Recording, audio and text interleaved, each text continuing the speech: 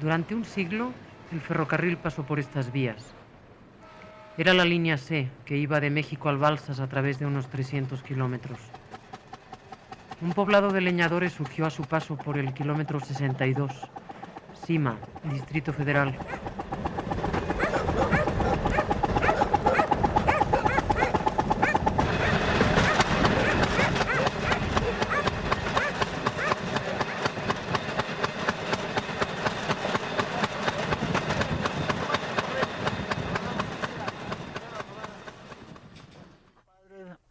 En 1920 yo nací en Fierro de Toro, Morelos, y de Fierro de Toro, Morelos, me trajeron mis padres, según ellos platicaban, de 1 año. Entonces, allí aquella cuevita, aquel peñasco que está allí pusieron unos palos, según mi padre, y allí entró mi madre y allí hacía su café, hacía sus frijoles y todo, unos palos y ese pasto de zacate de sacudido arriba para que no entrara el agua y todo eso. Y el agua veníamos a traerla aquí en un tal depósito aquí está una cisterna que traía ferrocarril. Y luego mi madre, cuando no había agua aquí, venían los trenes de vapor. Entonces pedían las mujeres, había una casita, por ahí habían otras, y decía, señor, regáleme, mirando para arriba en el tren, señor, regáleme tantita agua, no tenemos agua. Agarraba, ya le abría la llave, ya iban todas corriendo con sus botes, así caminando. Y luego, ya que llenaban todo, señor, ahora lo molesto, regáleme tantita agua caliente para bañarme. Ya, cuídense el vapor. Agarraba y le abría la caliente. Y entonces ya iban ellos, ya, gracias. Ya llegaban y ya se bañaban y todo eso, ¿no?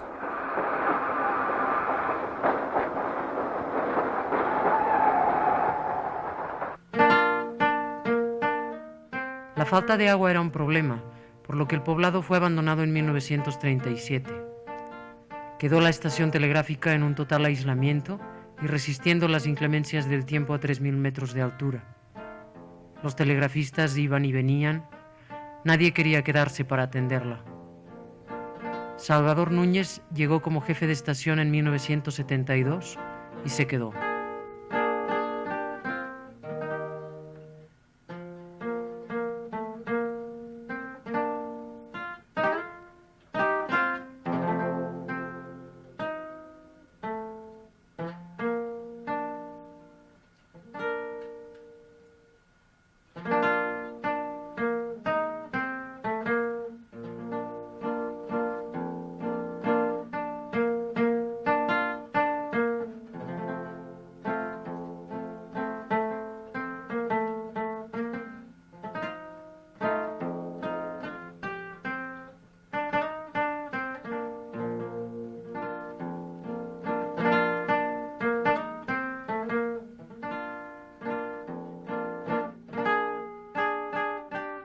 Hace casi 15 años que conozco Sima.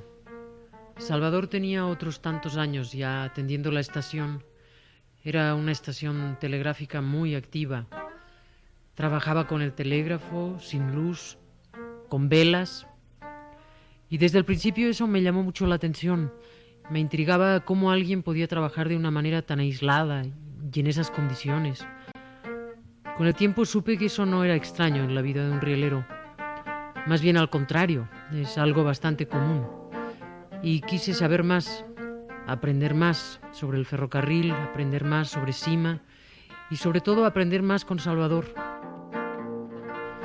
Así empezó este proyecto, al que solo le faltó el rumor de que el ferrocarril iba a desaparecer y que se iba a clausurar la línea C para que se convirtiera realmente en un proyecto que nos llevó a un largo viaje por la vida de Salvador.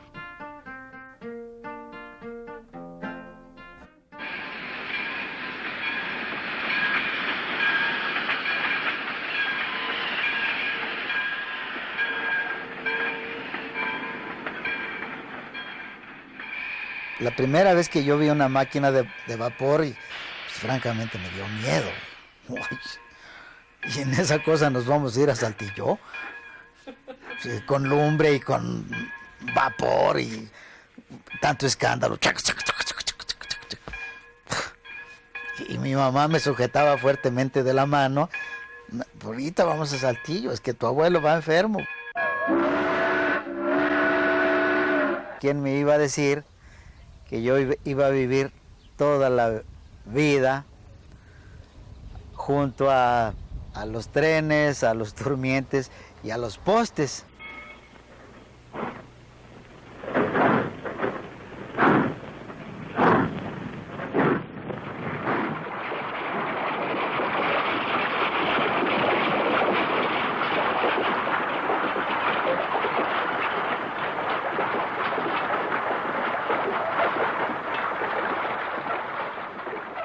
Antes de que yo naciera, mi mamá ya estaba embarazada y mi abuelo dijo que se iba a ir para el norte en su carreta. Y como mi mamá ya no estaba viviendo bien con mi papá, pues entonces se separaron y mi mamá decidió irse con mi abuelo. Y fueron así a parar hasta General Cepeda. Todo en la carreta. Todas las chivas arriba de la carreta y vámonos de Vanegas.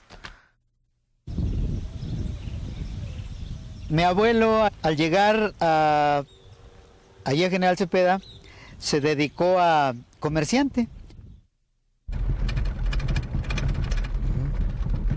Ya parece que veo aquí a mi abuelo con su chirrión. ¡Árale! ¡Arre! Y tronaba el chirrión, pero en el caballo de adelante. Y en el recorrido hacíamos 15 días para vender toda la mercancía y ya nos proveíamos otra vez acá en General Cepeda. Y aquí en la puerta era el primer lugar de venta. El Seguín, La Cuchilla, El Porvenir, a Cerros Colorados y llegábamos hasta Jalpa.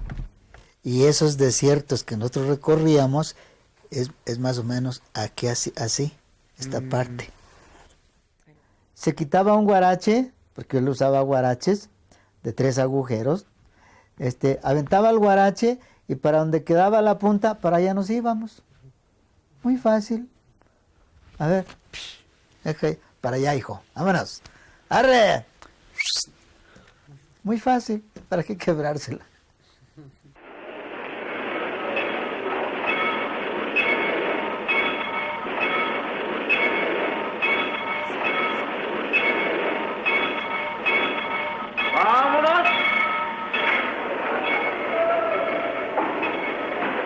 En este lugar pasaba una vía que venía de Torreón hasta Saltillo.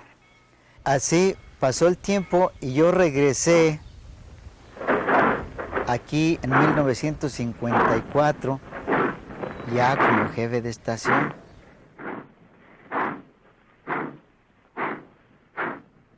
General Cepeda fue mi primera estación como jefe de estación.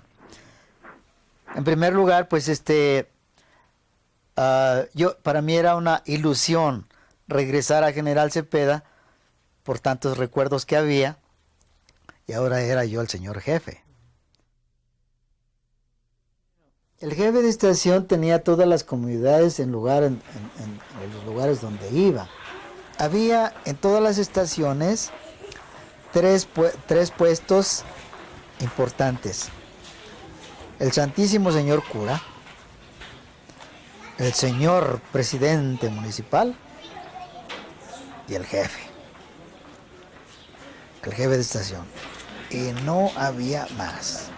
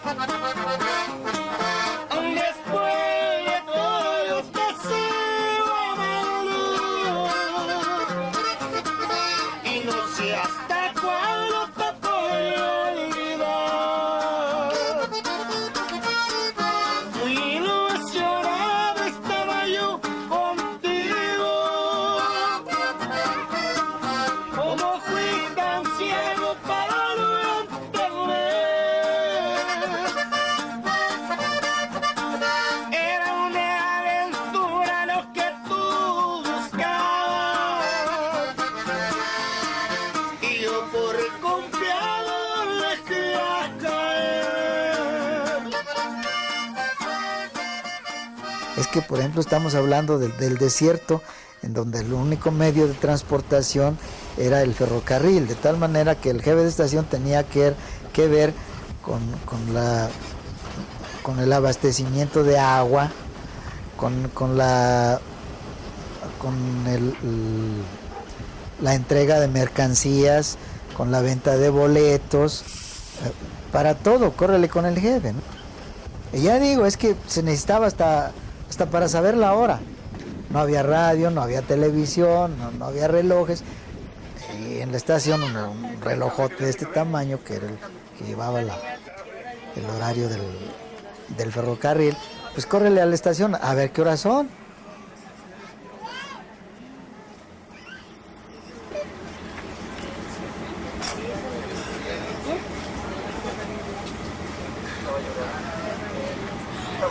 De 12 los bolsotes de pan de pute.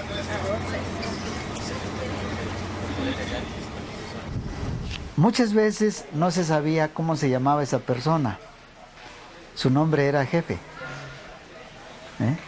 En la cantina, en la tienda, en la iglesia, en cualquier parte. Jefe, ¿cómo está? Buenas tardes, jefe. Adiós, jefe. Adiós. ¿Cómo se llama? ¿Quién sabe?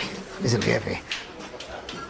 De tal manera que en el 53 me examiné de telegrafista, ya mi título. Y ya para agosto del 54 ya estaba yo titulado de jefe de estación. Era una ilusión que tenía yo, como una utopía, como un sueño. Y ya cuando me dieron el papelito, que no es un papelillo más que así, que dice que es telegrafista de tercera clase. No, hombre, era el gran título, qué bárbaro. Y con como dijo el conductor que le hacía en el caballito, ahora sí, adiós jodidez. Sí, no, mi mamá le platicaba a todo el mundo que su hijo era telegrafista.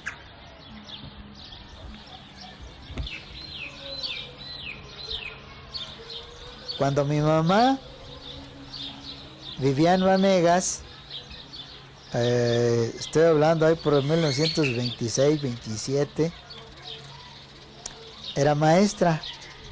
Deben haberse ido como en el 30 o el 31 hasta General Cepeda. Mi abuelo le enseñó a leer y a escribir y matemáticas, o sea, él siempre se preocupó por la educación, o sea, que aprendieran a leer. El que sabía leer le enseñaba a los que no sabían leer, y es como el que sabía leer se convertía en maestro, sin más trámites.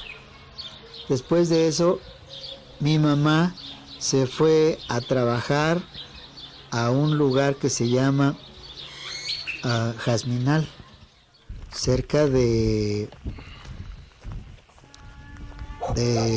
la Cuchilla, que está frente a Macuyú, a partir de General Cepeda, y continuando había un lugar que se llamaba Seguín. Allí fue a dar mi mamá como maestra a ese Jazminal, y mi padrastro era uno de los alumnos. Entonces, como vio que mi mamá enseñaba muy bien, pues se quedó con ella, ¿verdad? La escuela era un carro campamento de ferrocarriles. Y entonces, como estaban construyendo estas casas, mi padrastro, que todavía no lo era, entonces mi mamá era maestra de la cuadrilla.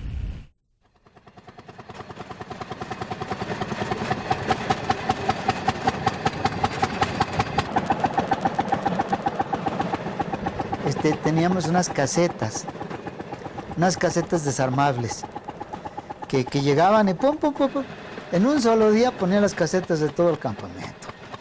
O sea, toda la cuadrilla se dedicaba, tú sujétale y amárrale y el otro. Eran de 2 techos, o sea, de 2 aguas, y en medio tenían lo que ellos nombraban un caballete.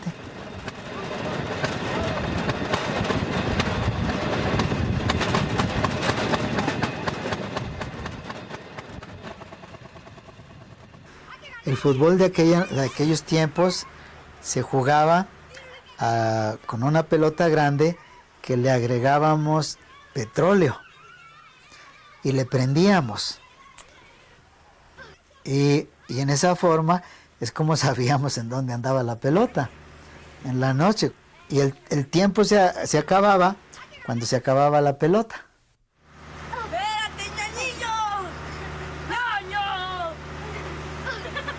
Siempre desde niña yo observaba todo con ojos de niña, ¿verdad? Pero me fascinaba que nos viniéramos, decían, vamos a Torreón, sí, tía. Sí, ahorita yo voy con usted.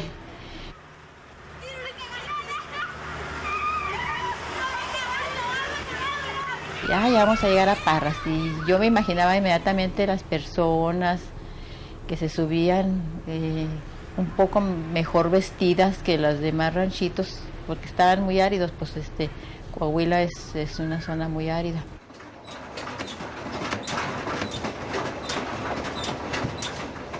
Y así anduvimos de un lugar para otro. Me acuerdo de lugares como Ceballos, Banderas, Bermejillo, La Colorada Zacatecas.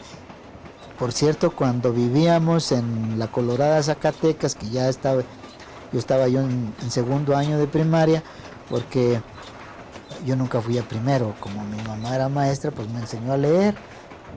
Y una de esas veces que fuimos a traer leña en el Armón, y nos alcanzó el tren de Ciudad Juárez. ¡Ah! Viene el tren, el 8. Mi padrastro rápido me tiró de la mano, me jaló y corrimos, porque ya no había tiempo de hacer nada, el tren estaba encima. Volaron ruedas y armón y maderas y leña, y yo con los ojos desorbitados desde lejos, y mi padrastro me sujetaba con una mano y no tenga miedo.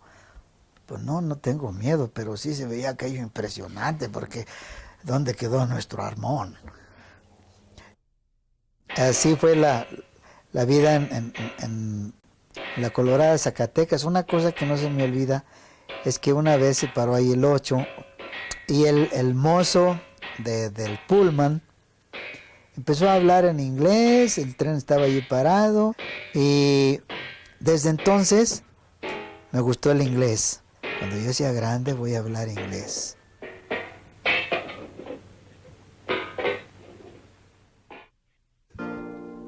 Well, ladies and gentlemen, this is a song about a wetback in the United States of America, you know. It goes something like this. Oh, dice... Andando mío, paseando por las fronteras del norte. ¡Ay, qué cosa tan hermosa! De Tijuana a Ciudad Juárez, de Ciudad Juárez, Laredo, de Laredo a Matamoros, sin olvidar a Reynosa. ¡Oh! Y así nos cambiábamos de un lugar a otro, pero ya como una familia. Y mi papá anduvo trabajando en las bases de este puente que está en el kilómetro 1212. Le decían el 1212 y aquí todavía hay las ruinas de una sección. Otra de las cosas que hacía yo era traer comida para mi papá, que estaba trabajando aquí.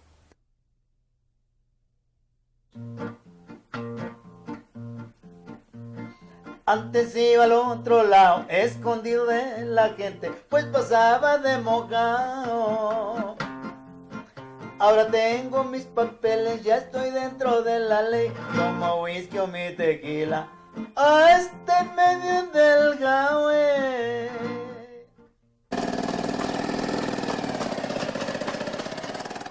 Como allí, pues lo único que hacíamos era llevar de comer al puente y el nixtamal hasta allá, hasta Cartagena.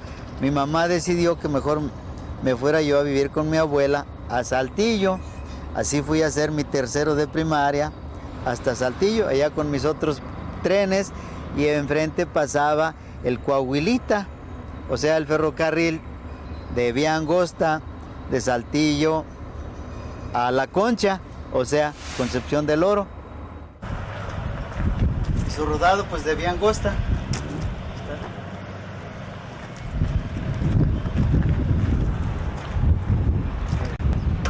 En muy buen estado, porque era de puro fierro.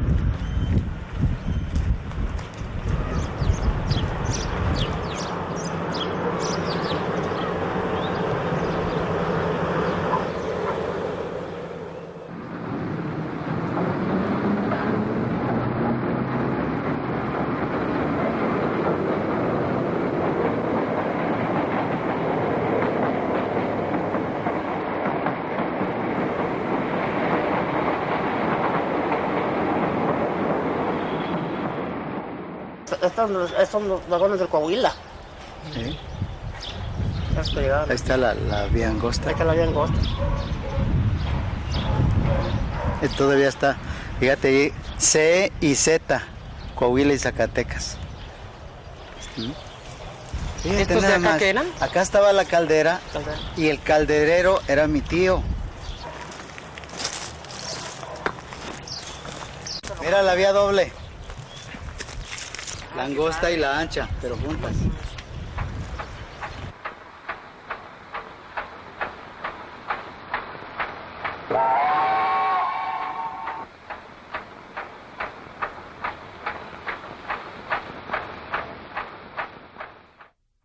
Esta era una fragua, entonces arreglaban desde herramientas como picos, por ejemplo, para cambiar durmientes. Aquí los arreglaban.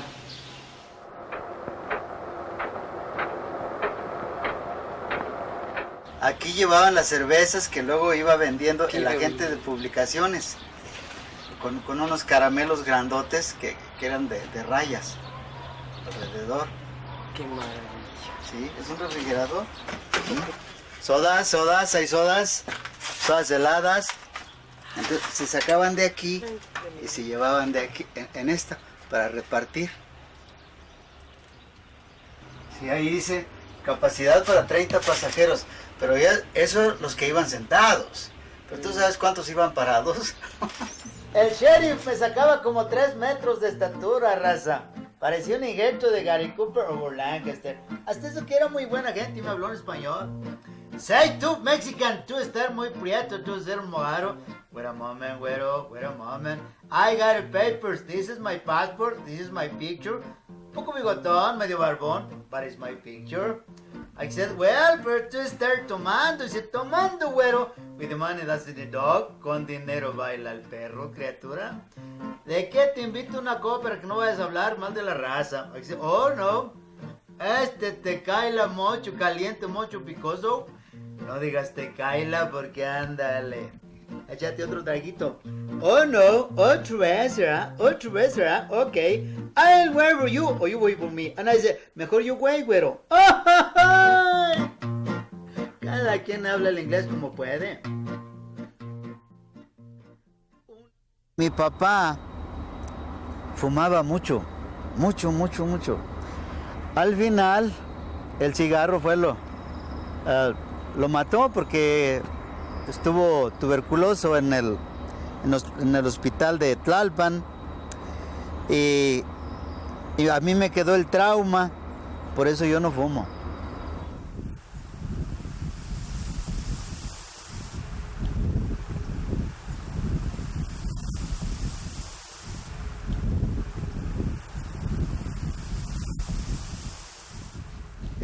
Así que fueron muchos empleos dentro de ferrocarriles, ¿no?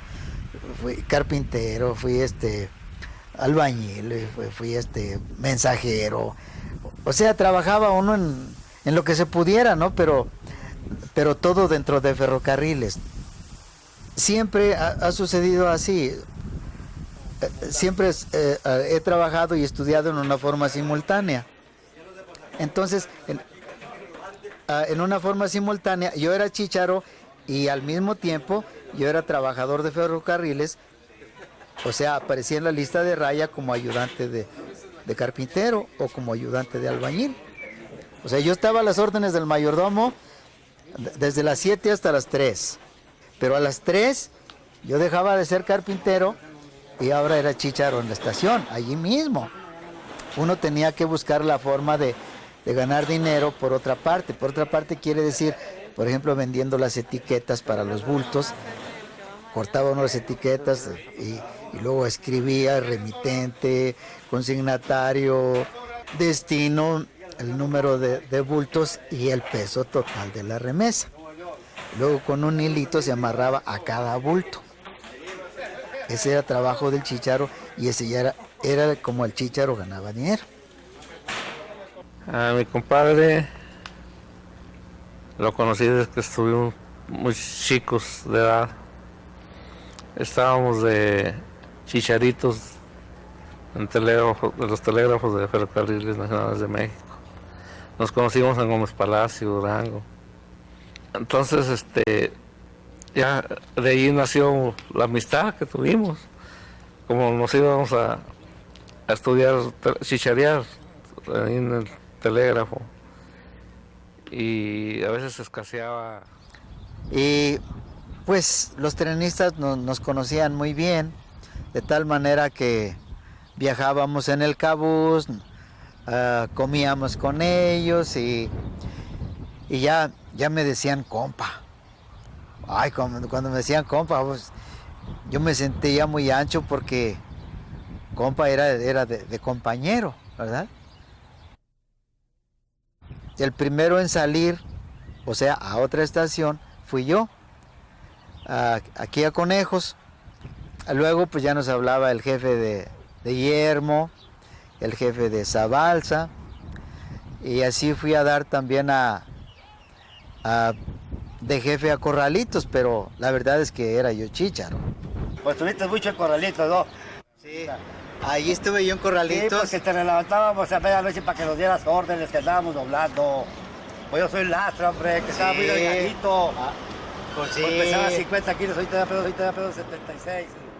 En este lugar caen muchos meteoritos de diferentes tamaños. Hay unos chiquitos que parecen canicas, parecen piedra, pero están negros y son muy pesados.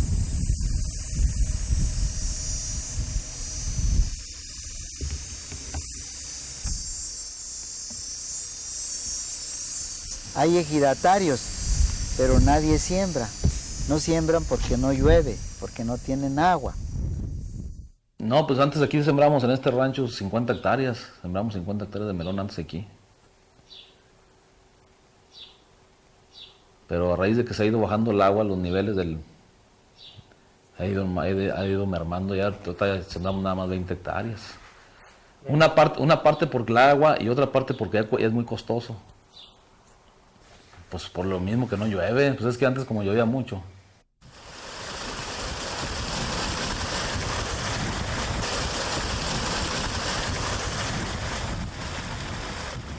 Y aquí pues la siembra, la agricultura se ha puesto muy difícil. Aquí ya para poder sembrar uno, pues necesita uno tuvo la necesidad uno de tecnificarse más uno. Por lo mismo que se empezaron a batir los pozos. Entonces tiene que sacar uno el agua de más para abajo, más profundidad.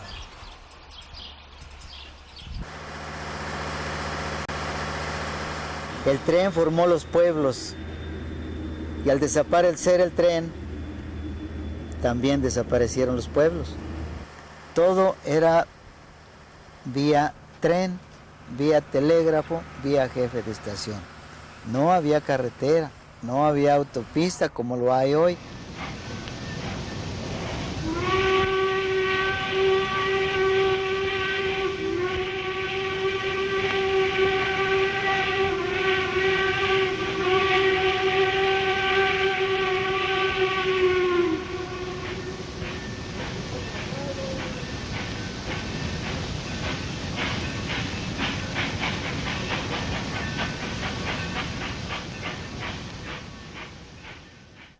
Allá donde se ven como dos arbolitos muy lejos cerca del poste en el lado izquierdo, allá estaba el campamento de menonitas y duraron aquí muchos años tratando de conseguir agua aquí en el desierto.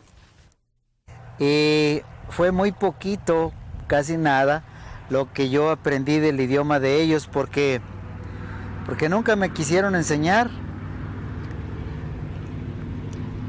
Sin embargo, fue en esa forma como tuve yo aquí mi primer amor, o sea, una muchacha menonita. Ella se sentaba en la mesa del telégrafo, Margarita, y yo le cantaba. Se llevó mi polla al gavilán pollero, la pollita que más quiero. Me gustaba la guitarra y el telégrafo. Luego le pregunté a mi mamá, bueno, ¿qué estudio? ¿La guitarra o el telégrafo? No, pues mejor telégrafo, más seguro. Y aquí fue en donde el jefe Salvador Rodríguez, cuando me vio muy decidido que yo me iba a ir en bicicleta hasta México, para examinarme de telegrafista, me regaló el pasaje.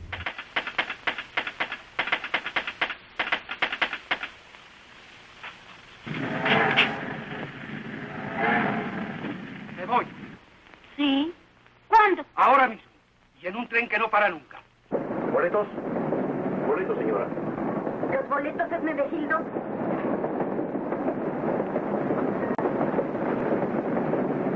Me hace favor. A ver si los tienes tú. Ya te dije que no. Yo llegué directamente al número 205 de la calle Pedro Moreno, en la colonia Guerrero, que nos quedaba cerquita de Buenavista. Nos cobraban barato y ahí estaban los compañeros, de tal manera que teníamos aparatos de telégrafo ahí en la casa de doña Aurelita. Entonces ahí estudiábamos, y también no solamente el telégrafo, sino los reglamentos de ferrocarriles. Ni hablar, mijo. Yo ahora tengo que llegar más temprano porque tengo que arreglar una máquina. Ayer hubo 10 choques. Le voy a decir al gerente de los ferrocarriles que a ver si tienen un poquito de más cuidado, hombre. ¿Tú eres amigo de él? ¿De quién? ¿De Meme Palacios? Uña y carne, mi viejo.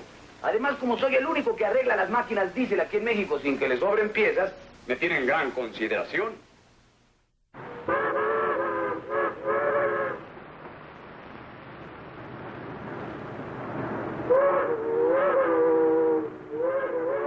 Entonces había que trabajar, porque si hay un grupo de telegrafistas, de ese grupo, el que trabaje primero queda arriba de los demás en el escalafón.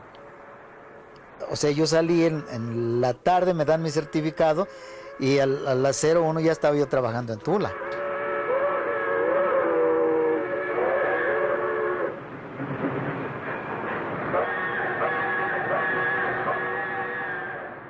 Y cuando ya cumplí, porque había que trabajar determinado número de días como telegrafista para tener derecho al ascenso de jefe de estación. Yo quería ser jefe y tan pronto los cumplí, ahí vengo a México otra vez. Porque son muchos los que se quedaron en telegrafistas y ya hasta ahí nada más. Pero a mí me gustaba mucho el título de jefe. No, pues ya como jefe de estación, ahora sí vámonos al norte. Pues así fui a dar otra vez a General Cepeda, en donde habían dado con mi abuelo en la carreta. Pero ahora ya. A mi pueblo feliz regresaba, a mis padres encontré en la tumba, a mi novia la encontré casada. Ya la tenían en el cuarto hijo, digo. Estamos en Torreón. En este lugar pasaba la vía México-Ciudad Juárez. aquí daba vuelta y estaban aquí unos embarcaderos donde se embarcaba ganado hace muchísimos años. En este extremo se llama la antigua aceitera, donde yo viví muchos años. Entonces, entraba la vía a la estación vieja en aquel extremo, o sea, Venustiano Carranza. Allá era toda la acción y este ya era el trayecto rumbo a México. Así como va la calle, así estaba la vía. Esta se llamaba Antigua Aceitera precisamente porque era patio de ferrocarriles. Entonces mi mamá fue de las fundadoras de esta colonia allá por los 40s. Salvador Núñez. Sí. No, pues sí, como... Ya sin lentes, ahora sí ya te conocí. Dice el dicho, rodando las piedras se encuentra. Sí, ¿no? Adiós lucido Torreón, adiós lucido Torreón, con su tráfico de trenes. Ya no llevan reenganchados, ya no van reenganchados a la estación de Jiménez. Adiós lucido Torreón, adiós lucido Torreón, barrio de la vencedora. Por eso los que se van, por eso los que se van, el que no suspira llora.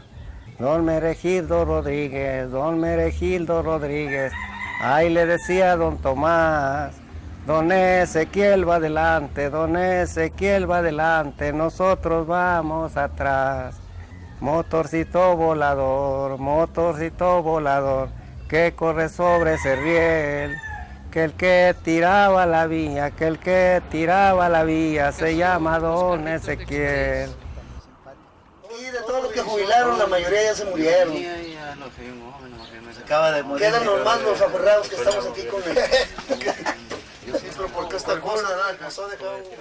Mi tía tiene una tienda grandota y les lleva a todos los ferrocarrileros. Usted sí pregunta por Paulita Hernández, así que todos los ferrocarrileros, sí, ella tenía su tienda y nos fiaba a todos. Y luego ella tenía un librote así grandote y le decía a mi hermana Elida, hija, sácame las cuentas, porque van a venir los señores a pagarnos. Cada 15 días les pagaban los ferrocarrileros, iban y le pagaban y le sacaban mandado de nuevo. Yo me acuerdo que volvían a sacar un mandado. No, pues también era una señora muy buena gente. Pues parece que no tenían tiendita, pues parece que me drogaba con ella. ¿Sí? Pues a eso vine a cobrar. Bueno, pues ya lo pasado, con la canción. Entonces en el barrio, que vivíamos cerquita de la estación del ferrocarril, el famoso nunca fui yo, la famosa fue mi mamá. Ahora ya es el centro de Torreón. Las cosas han cambiado mucho, hasta la estación desapareció. La estación del ferrocarril la cambiaron a otro lugar. Lo que queda ahí es un taller o los restos o una parte de edificio de donde fue el taller de carpintería. Ahora es ahí el museo del ferrocarril. Y ellos no tienen ahí la máquina que estaba en la estación. La que dice lo que el tiempo se llevó.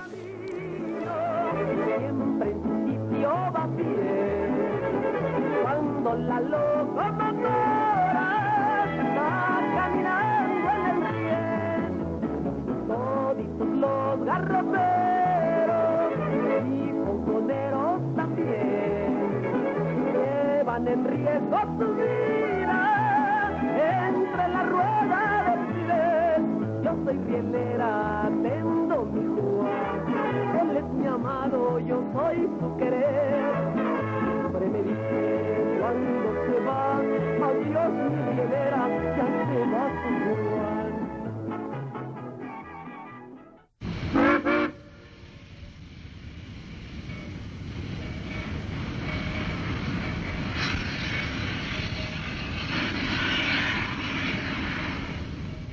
Recibir un 48 bolero era mucho gusto, ¿no? Era la autorización para recibir la nueva estación. 48 bolero, estación fulana. Ya, ahí estaba dicho todo. No había que agregar nada. Quería decir, me voy a la estación y la recibo, ¿no?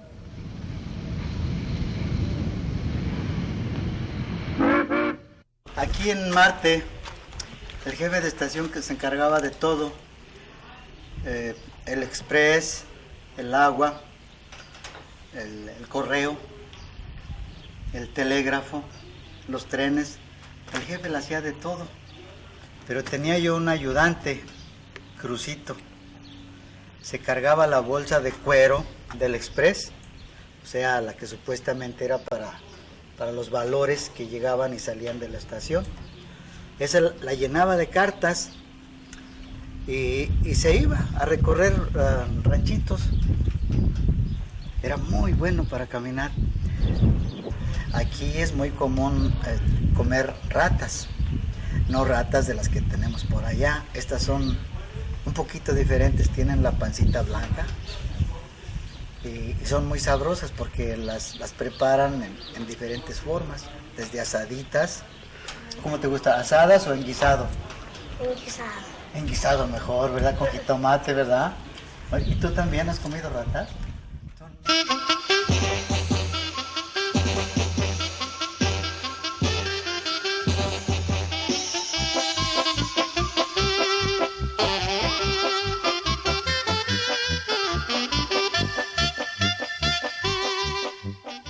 Entonces, pues yo estaba tan gustoso de que, como había estado aquí en la primaria, ahora ya estaba de jefe. Invitamos a todo el pueblo a hacer la fiesta de Navidad en la estación, sabiendo que el jefe estaba soltero, que era yo. Pues recibía muchas visitas de las chamaconas, sobre todo de las que habían estado conmigo en la escuela. En esta estación de Bermejillo, como decía, aquí la importancia principal era el mineral, pero telegráficamente hablando, era una estación también muy importante. También trabajábamos tiempo extra para variar tantito. Además, aquí se cargaba agua a las máquinas de vapor. Ellos traían 2 caballos, un oscuro y un jovero. Aquí siempre ha habido cuadrillas. Aquí está la muestra de carros campamento, porque pues ya para allá es puro desierto, empezando con Peronal. Para desclavar los pliegues. En el 55, aquí conocí a mi esposa, que era mi novia número 8, pues fue con la que me casé, porque no era celosa. Oye, que ese viejo tiene muchas novias, que fue que vino, me caso con él y ya me dijo que se casa conmigo. Y nos casamos en esta iglesia, en el 55. De aquí nos fuimos a Talía, ya recién casaditos. Todavía, pues los dos nada más. He robado trenes grandes y máquinas de vapor. Válgame el santo niñito que aprendieron a José. Había que estar muy al pendiente a todas horas del servicio telegráfico. Yo me dormía sentado frente a la mesa del telégrafo, porque si me acostaba, pues ya no iba a oír cuando me llamaran por telégrafo. De tal manera que no me acostaba, me quedaba sentado ahí, y aún así, como eran muchas las desveladas, pagaban muy bien porque había tiempo extra todos los días. Así que la parte buena era que pagaban muy bien, tiempo extra. La parte mala pues eran desveladas todas las noches. Aquí estaba el escritorio, telégrafo, teníamos 2 líneas, el 1 y el 2. Este hoyo era en donde entraban los cables de la bandera para controlar la señal de órdenes que bajara o que subiera, según el caso. O sea, a nivel era parar y hacia abajo era vía libre.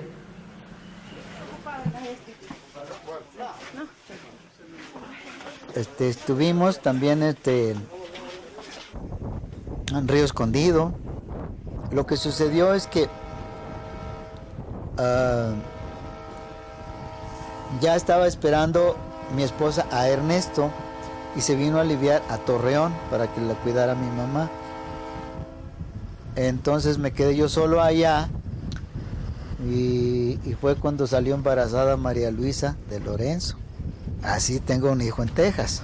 Entonces de ahí yo me fui a Espinazo y entonces ya llegó mi esposa, pero ya con Ernesto, chiquitito.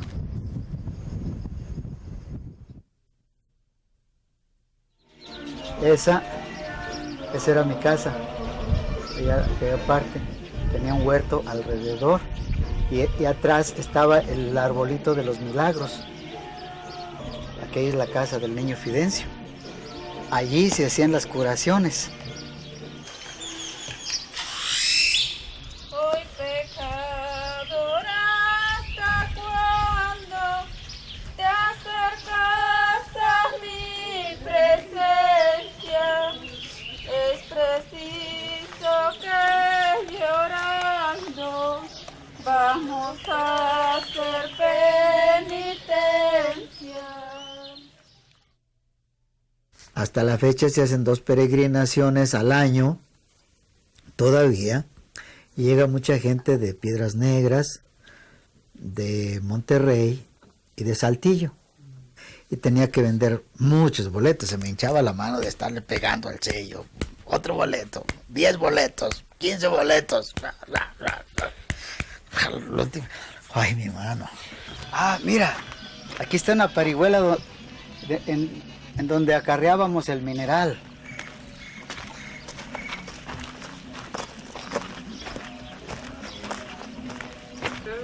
A ver, agárrate, Lourdes.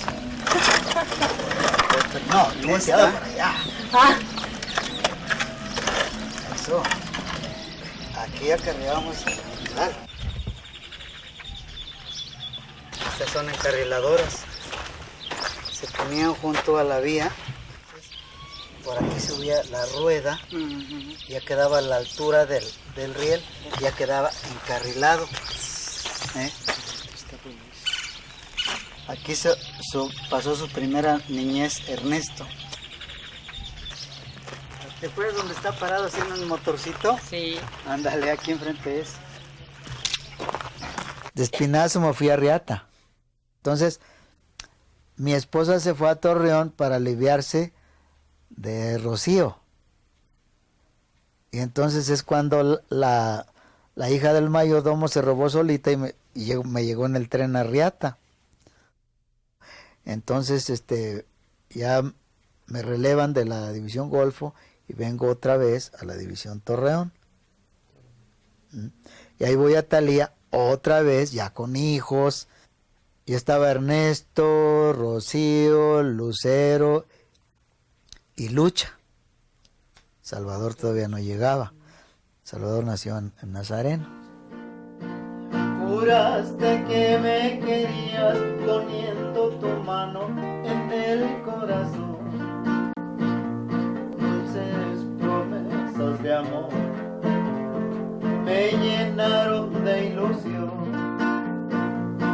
Cuando más seguro estaba, me diste en el alma el golpe traidor. Por lo que hiciste conmigo, tendrás su castigo, lo juro por Dios. En este lugar existía el andén de lo que fue la estación de Nazareno. Aquí pertenece al estado de Durango. Y aquí estaba la estación. Cuando el Vallejazo vinieron en un motor unos soldados, me sacaron a culatazos de aquí y me llevaron a encerrar a Torreón. duramos 4 meses y medio fuera de servicio. Entonces, cuando ya vimos ya que estaba normalizado todo, ¿verdad? Nos fuimos a presentar con el superintendente, el señor de la Vega. Pues igual, nos dice, no, muchachos, ustedes les estuvo haciendo un llamado y nunca se presentaron. Nunca se presentaban a trabajar, que quedaron completamente instituidos. Ya ni se han de parar. Entonces ya pues que tendríamos que ir a México para allá a ver allá era donde nos podían reinstalar. Y nos fuimos hasta México. Se llevó a cabo el paro general de labores en Ferrocarriles Nacionales de México y duró hasta el 28 de marzo, cuando el gobierno, con sus fuerzas represivas, que aunque cuenta siempre y toda la vida, invadió ferrocarriles del ejército mexicano. No recuerdo cuántos elementos hayan sido, pero invadió por completo.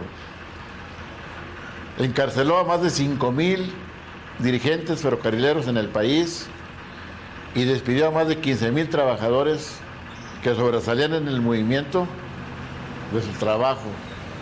Las demandas de los trabajadores ferrocarrileros en aquel entonces era aumento general de salarios, democracia sindical, médico y medicina para los trabajadores y sus familias,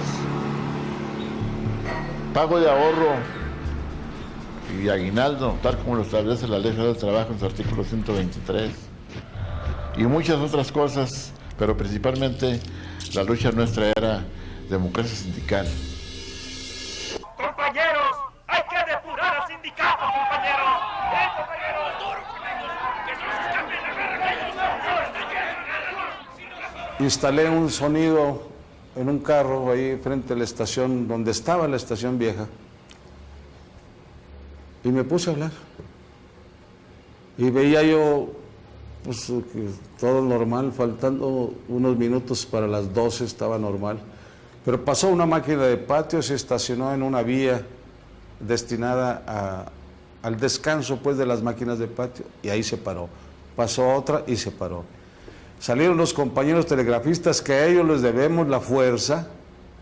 Toda la fuerza de ese movimiento fue por ellos, porque estábamos al tanto por el sistema Morse del telégrafo. Salieron los compañeros gritando de gusto, y ya no se oye México, y ya no se oye Monterrey, y ya no contesta Durango. Y se acabó el telégrafo, y se pararon los ferrocarriles. Pues, excuso decirles, fue tremendo. Una cosa que nunca se vio. Nunca se había visto. Una unidad fabulosa, pero fabulosa. Y fueron los compañeros de alambre los que nos cohesionaron, nos tenían al tanto. Cuando el movimiento, pues, como decíamos, todos jalamos parejo, de tal manera que no había nadie trabajando. Paramos los trenes en toda la República, y así fue como se nos acusó de comunistas, vallejistas, y ataques a las vías de comunicación y algunos otros istas.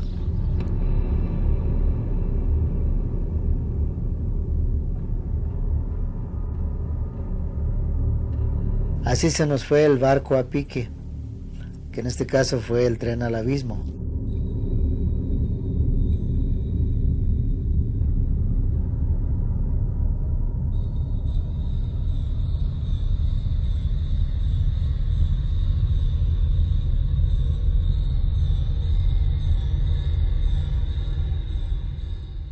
Y a lo que nos dedicamos es a conseguir material didáctico para enseñar a leer a los presos, principalmente Enrique Ochoa y yo.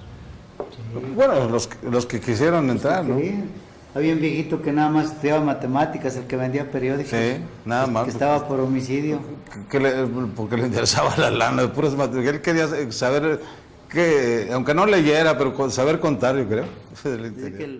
Entonces, mi esposa me llevaba comida y la introducían por una ventanita y por ahí mismo metían a mi hija Rocío, que estaba empezando a caminar, de tal manera que ella dio sus primeros pasos en la cárcel y de repente ella tenía muchos papás, o sea, cada quien quería darle unos pasitos, pues todos ahí encerrados.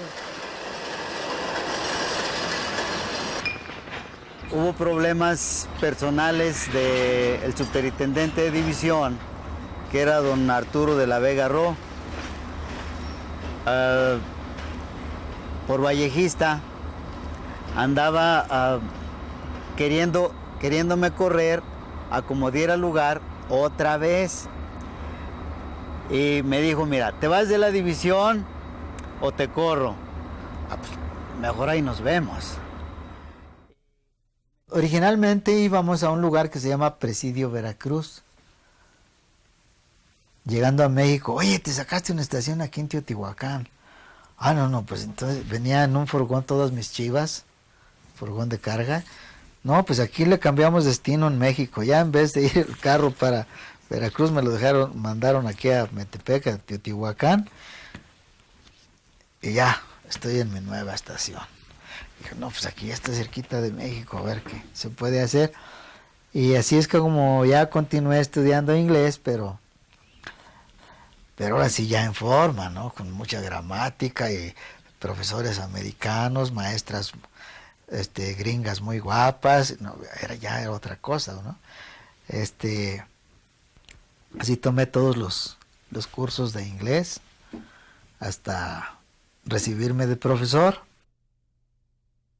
Le gustó muchísimo y después empezó a relacionarse mucho con americanos, principalmente con arqueólogos, que iban a hacer estudios ahí a San Juan Teotihuacán, o de hecho las pirámides de Teotihuacán, pero ellos radicaban o vivían en San Juan Teotihuacán, era su centro de operaciones. Entonces mi papá era como traductor de estos arqueólogos, pues que la mayoría de ellos no sabían nada de español. Entonces les ayudaba en sus escritos, manuscritos, en sus tesis, porque se hicieron muchos libros. Total que mi papá pues le gustó tanto el inglés que dijo, bueno, pues ahora me voy a perfeccionar, y empezó a estudiar en el colegio, en el Instituto Mexicano Norteamericano de Relaciones Culturales, que está... El jefe de estación siempre buscaba a qué otra actividad dedicarse a cada lugar donde llegaba. Existía aquí una necesidad imperiosa de inglés, porque venía mucho turismo. Había únicamente 7 puestecitos en donde está ahora el jardín, junto a la Pirámide del Sol. De tal manera que así empezó mi carrera de profesor de inglés. Es decir, yo impartía clases a principiantes y yo estudiaba en México, y en esa forma también inicié mis clases como profesor de español con extranjeros. Yo les ayudaba con su español, ellos me ayudaban con mi inglés y les traducía yo sus tesis de arqueología y antropología. En esa forma había práctica diaria y con el tiempo pues ya obtuve yo mis papeles como profesor y era yo más famoso como profesor en Teotihuacán que como jefe de estación acá en Metepec. Pues cuando llegué aquí la situación económica que daba tristeza, y pues mis hijos tenían que ir a la escuela. Los más grandecitos eran Ernesto y Rocío. Entonces yo me los llevaba desde aquí hasta Teotihuacán en bicicleta.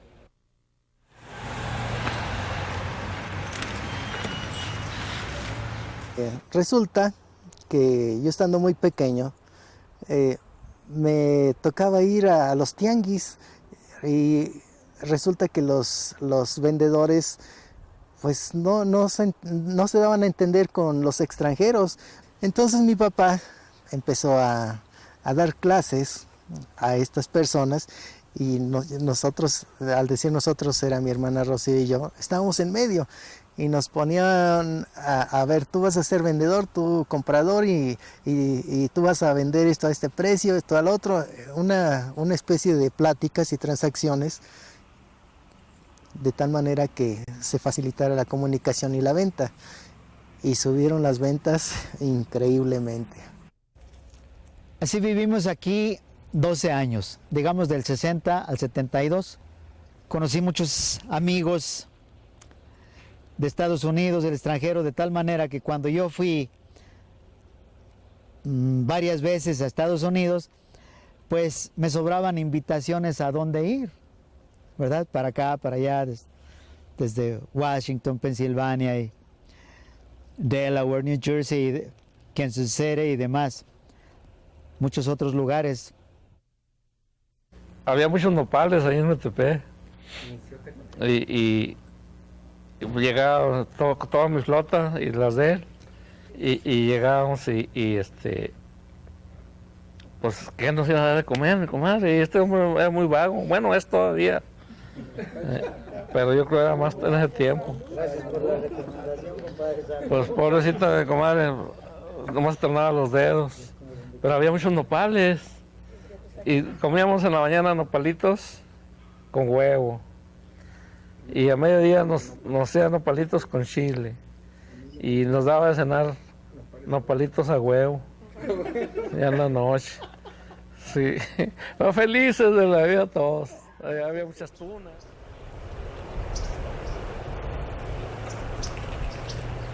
Asaltamos aquí, entre comillas, el tren varias veces. Así empecé a relacionarme también con gente de cine. Filmamos con México Insurgente, con Claudio Obregón, que la hizo de John Reed. Mi hija Lucha también participó en México Insurgente. Era soldadera, la esposa de un peón de vía. Supuestamente era la mamá de mi hija en la película.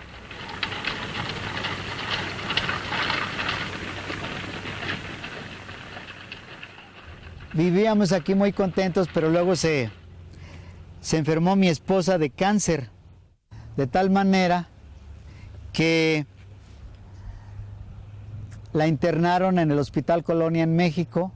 Yo tuve que irme de aquí para tener un lugar cerca de México en donde yo pudiera visitarla y al mismo tiempo hacerme cargo de la educación de mis hijos. Esa fue la razón por la que fui a dar yo originalmente a CIMA.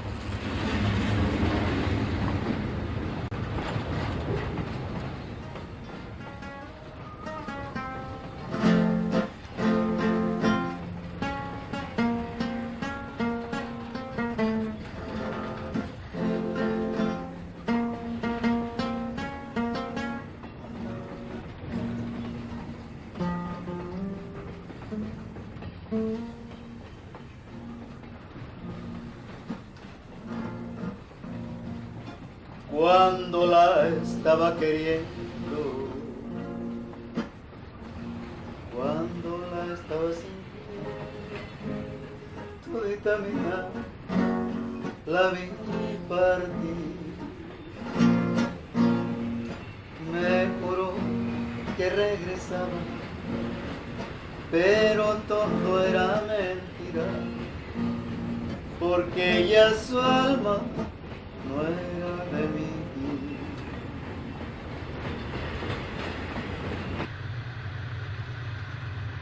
Siendo la cima la parte más alta del distrito de Tres Cumbres, los trenes subían la pendiente Gobernadora, que es como le llamamos nosotros, hasta la cima. Aquí dejaban una parte de tren y se regresaba otra vez por otra parte de tren y entonces ya bajaba a Cuernavaca. de tal manera que telegráficamente hablando, esta oficina era la más importante del distrito por los encuentros, y el tráfico en trenes era muy intenso. En el 75 dejó de funcionar el tren de pasajeros y continuaron nada más trenes de carga. Entonces era necesario, muy necesario, el servicio telegráfico. Es más, además del telégrafo colocaron el radio. Y había veces que era más funcional el telégrafo que el radio, por eso nunca lo quitaban, aun cuando hubiera radio.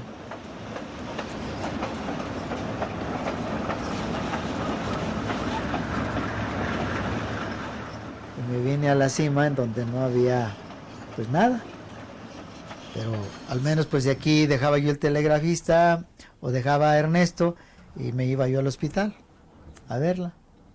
Y mis hijos pues muchos domingos se iban a jugar a los patios del hospital. En la noche Allí falleció en el Hospital Colonia, en el Hospital de Ferrocarriles. nos miramos frente a frente sin hablar.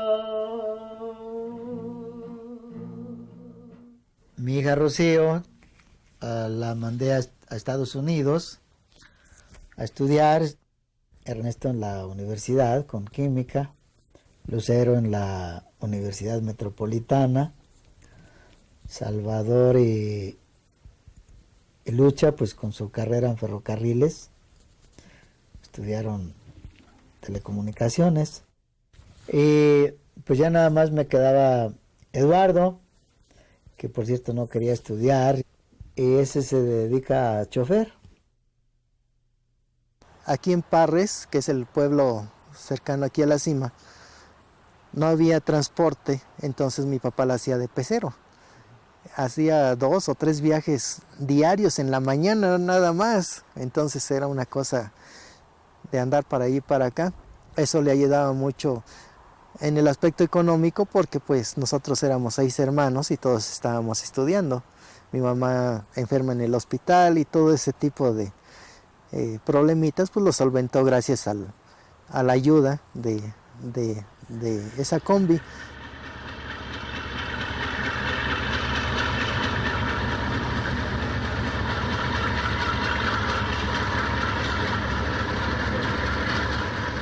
En 1980 visité el museo de Pittsburgh, ahí en Pensilvania. Y en el museo me encontré los aparatos de telégrafo. Digo, alabado sea el Señor, pues si con esos estoy trabajando yo todavía en México. Pero allá ya los tenían en el museo.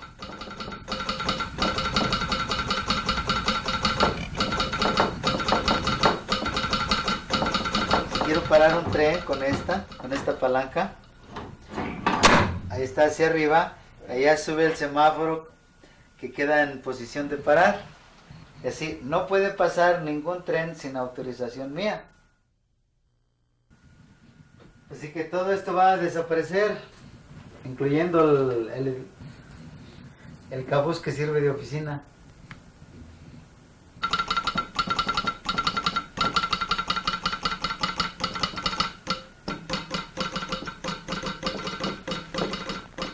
El telégrafo funcionó hasta el último día, que fue el 30 de junio del 97.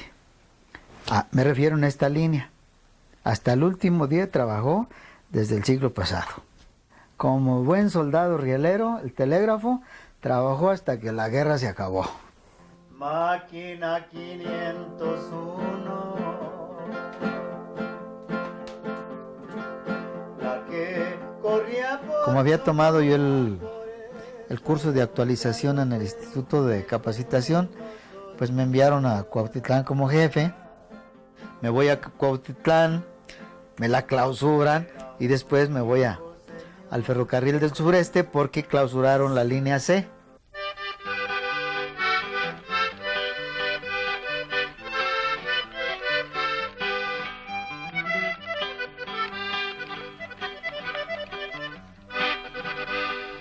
tren de la línea C en julio fue suprimido. Entonces me fui de jefe de estación a donde sí había trenes y me fui al ferrocarril del sureste y así fui a dar a Tepeaca a documentar cemento.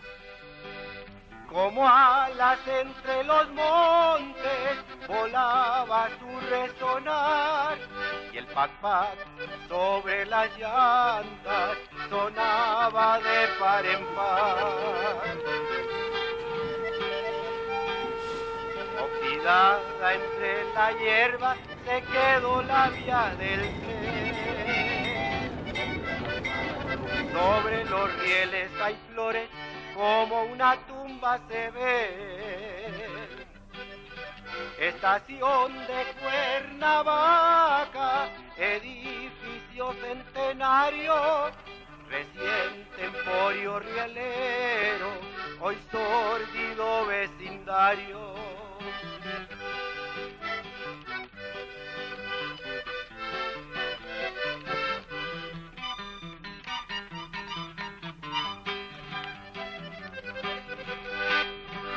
Los pueblos que se quedaron a orillas del terraplén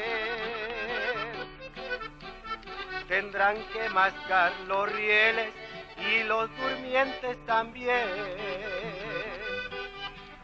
Ganaba un centavo el pobre yendo a la Cusco en el tren a juntar frutos silvestres vendiéndolos mal que bien. Cada carro va pesado. ¿Cuántas toneladas lleva de cemento? Por lo menos 63, los carros chicos 63 toneladas, pero ya los carros grandes llevan más de 70, 75, 78. O sea, me enviaron a Tepeaca, me jubilaron sin avisarme y ya se quedó todo en trámites. En Tepeaca nada más 3 meses, pero fue muy significativo porque fue mi última estación. En Cuautitlán pues también como otros 4 meses por ahí. Allá me la clausuraron y acá me jubilaron y acá me quitaron la vía, así que pues ahora sí ahí nos vemos, ¿no? Vamos a sembrar habas y a enseñar inglés. Cacho menos. Ya con que el libre arriba, ya. Por sacarla, perdón, una semana. Todo se está privatizando y es decir, que los que están trabajando ahora están bajo contrato, ya no suman derechos. Los derechos se acabaron para todos. Y a los viejos como yo, pues jubilados. Ahorita el sindicato sirve para 2 cosas, para nada y para nada. Yo tengo problemas porque no me liquidaron bien, porque me deben dinero, porque... No creo yo que haya sido falta de flete, no. Nunca faltó flete en esta vía, nunca. Yo creo que básicamente fue la irresponsabilidad de nosotros como ferrocarrileros y también la mala administración, porque Ferrocarriles compraba máquinas chatarra a Estados Unidos. Nunca llegó a México una máquina realmente nueva. Yo nunca vi una nueva. Siempre chatarra. Por ejemplo, una vez vinieron oficiales del ferrocarril y trajeron a la prensa. Venían muchos reporteros y tomaron fotografías de lugares en donde exprofeso estaba la vía muy limpia, bien balastada. Y luego aparecía una noticia en el periódico. En perfectas condiciones la vía Cuernavaca. Y sale la fotografía. Pues sí, pero nunca llevaron a los reporteros en donde la vía estaba en pésimas condiciones. Por eso teníamos un índice muy alto de descarrilamientos. y una velocidad de 20 kilómetros por hora. Es ridículo. Y no estoy echándole la culpa únicamente a los de las oficinas principales en México. Incluye a nosotros como empleados. Porque, por ejemplo, un tren, cualquier tren, que podía hacer un recorrido en 6 horas, para ganar tiempo extra, o sea, para ganar más dinero, entonces en vez de hacer 6 horas, hacían 12. Así tronamos a Ferrocarriles. Sí, ahora soy padre soltero. Así es la vida. Somos los 3 mosqueteros en el rancho. Si no hay Ernesto y yo. Así es la vida, ni modo. A ver, a mover la colita. A ver. Híjole. Y el otro, chiquitibón, a la bim bomba. A la bio, a la bao. Ahora hago equipo con Sinué, porque me gusta cómo platica, dice. Se sienta muy serio y dice. Pues mi papá dice que en este mundo lo más importante es la salud. Así que, salud.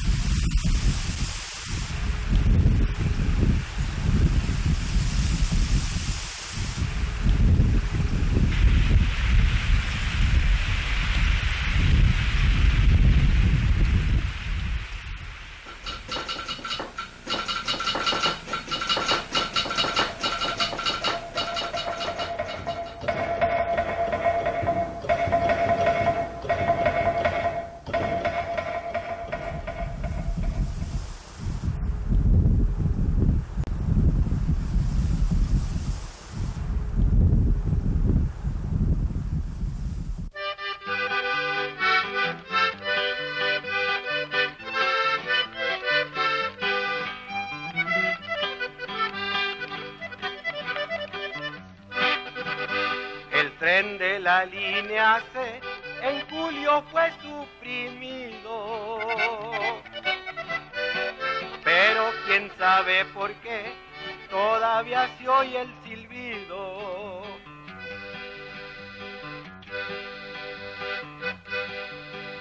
Como alas entre los montes volaba su resonar, y el pac-pac sobre las llantas sonaba de par en par.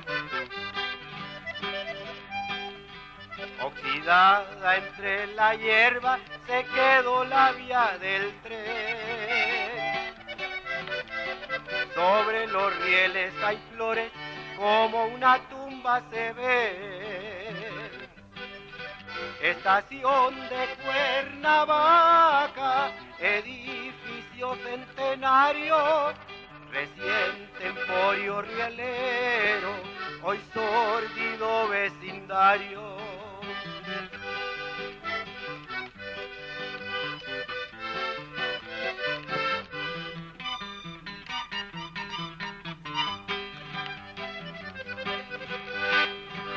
Los pueblos que se quedaron a orillas del terraplén tendrán que mascar los rieles y los durmientes también. Ganaba 1 centavo el pobre yendo a la Cusco en el tren a juntar frutos silvestres, vendiéndolos mal que bien. No han levantado la vía por lo que hemos protestado. Lo harán a las callanditas cuando crean que se ha olvidado. Por la autopista regresa esta ambición mercantil, subsidios y concesiones, igual que al ferrocarril.